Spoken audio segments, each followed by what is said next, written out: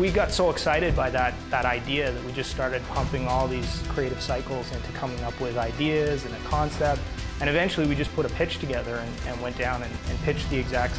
It was actually shockingly like the final product.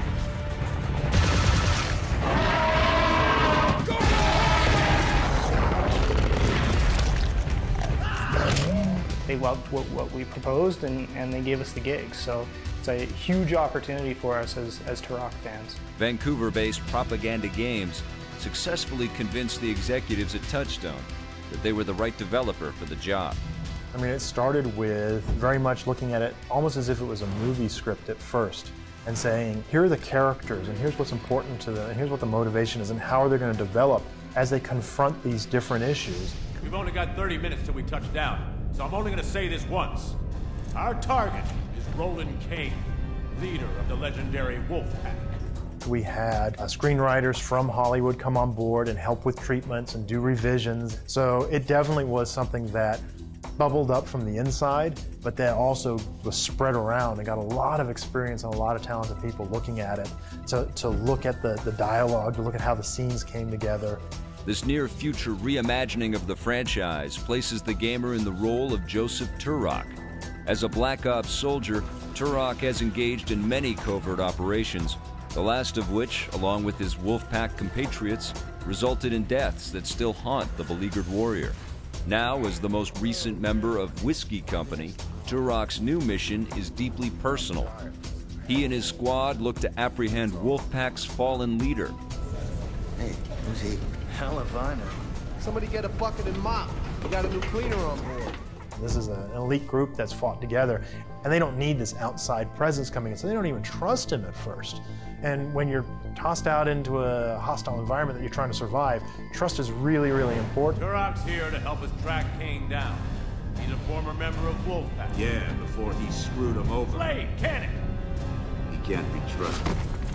It's a really compelling kind of premise and something that we could then build the entire experience around, you know, building out other characters to really flesh out the storyline, building out weapons and creatures to really make it a compelling gameplay experience. This futuristic, action-packed scenario lent itself perfectly to the kind of game the team at Propaganda wanted to develop, immersing the gamer into another world where they lived and breathed the same air as their character was paramount.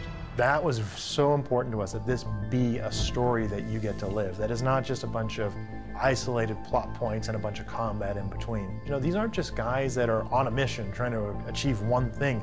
These are individuals that are reacting in different ways and sometimes being confronted by terrifying things that makes them lose their cool. Crap. A great story does not necessarily make for a great game, especially when it comes to an action title like Turok. The developer had to take into account the interactive elements that will keep players involved and on the edge of their seats.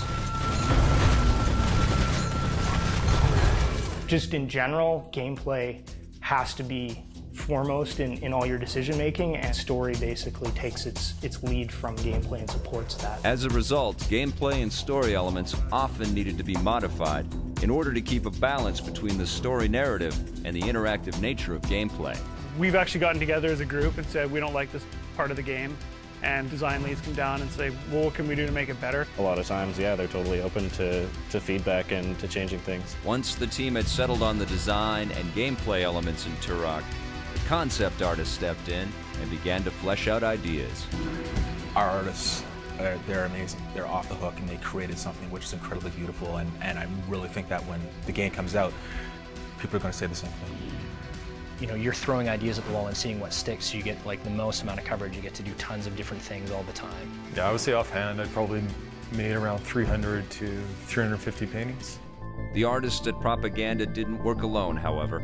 Artists worked alongside designers or producers to better understand what elements the team needed. A producer will come up to you with a brief, a creative brief for, you know, say a vehicle or a character or something like that. You would, you know, then concept out some ideas and then present it back to a group and sort of try and sell your ideas to that group. What ends up in the final product and what makes it so great is a collaboration between all of the people that are involved. Every conceivable detail began as a drawing of some sort. Whether it was a thumbnail sketch of a piece of equipment, a colorful painting of a landscape, or a detailed schematic of a weapon.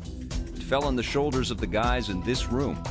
It was here that the team honed the visual and atmospheric style of the game. So what we wanted to do was take our jungles and make them scary. So we took a lot of inspiration from artists like Frank Frazetta, try and get that very swampy, misty, damp feel to the jungles, and try and make them very claustrophobic. We wanted to make sure that our environments really gave the AI a chance to shine. Like much of the development process, collaborative efforts figured prominently with the concept artists and their work.